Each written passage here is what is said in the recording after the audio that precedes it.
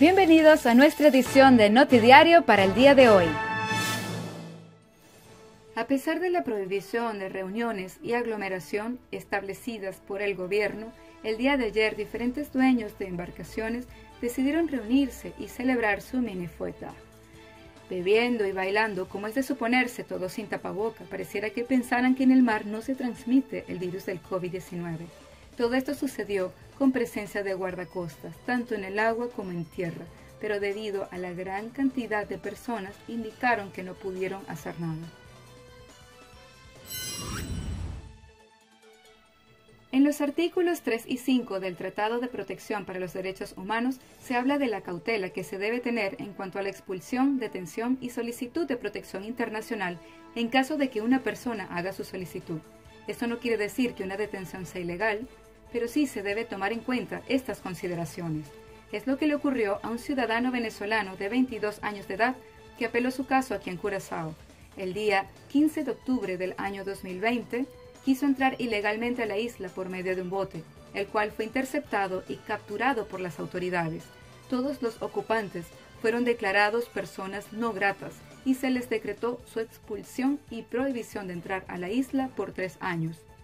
Luego de permanecer 11 meses detenido, entregó una apelación pidiendo protección, indicando que era militar desertor y que podrían tomar represalia si era expulsado. Luego, el detenido se escapó del centro de detención y se desconoce su paradero, aunque permanece en contacto con su abogado.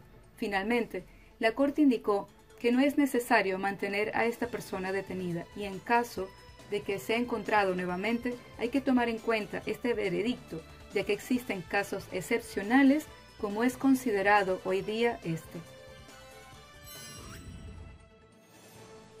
De acuerdo a la información que ha llegado a las oficinas de Extra, tanto el cuerpo de policía como el equipo médico de Curazao están preocupados por la actitud de los médicos y enfermeros que vinieron de Holanda para apoyar en el Hospital CMC en la contención de la pandemia, ante la cual cada día han tenido menos personal debido a la misma.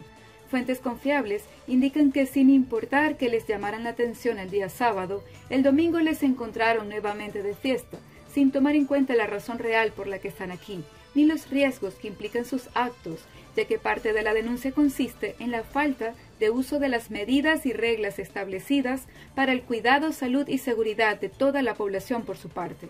Esto sin considerar la cantidad de compañeros que ya tienen de reposo afectados por el COVID, ya que en teoría su venida debía estar enfocada específicamente en ayudar y no en hacer la situación peor.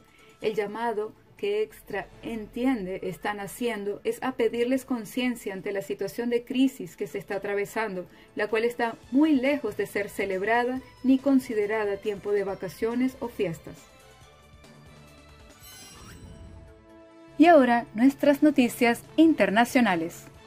Confirman 10 muertos tras un desprendimiento de rocas en un lago de Brasil. Las autoridades confirmaron que al menos 10 personas que viajaban en una lancha murieron el fin de semana, tras el derrumbe de un despeñadero en el lago Furnas, una región turística de Minas Gerais en el sudeste del país. Según los socorristas, las víctimas, todas brasileñas, eran parte de un mismo grupo de familiares y amigos que estaban en la embarcación más afectada. Había una embarcación de nombre Jesús que tenía 10 integrantes. Esos 10 integrantes hasta ahora no aparecen y fueron surgiendo cuerpos y fragmentos de cuerpos. El día fue de tristeza para familiares y amigos de las víctimas, que debieron ir a la ciudad de Pasos a reconocer los cuerpos. Vino a festejar su cumpleaños aquí, incluso sería hoy, cumpliría 25 años y ocurrió esa fatalidad. Estamos esperando la llegada del cuerpo. Más de 30 personas resultaron heridas en el accidente, 9 de las cuales debieron ser hospitalizadas. Todavía no se han determinado las causas del derrumbe, pero según bomberos y especialistas, las intensas lluvias que han caído en los últimos días en el sudeste de Brasil favorecieron el desprendimiento.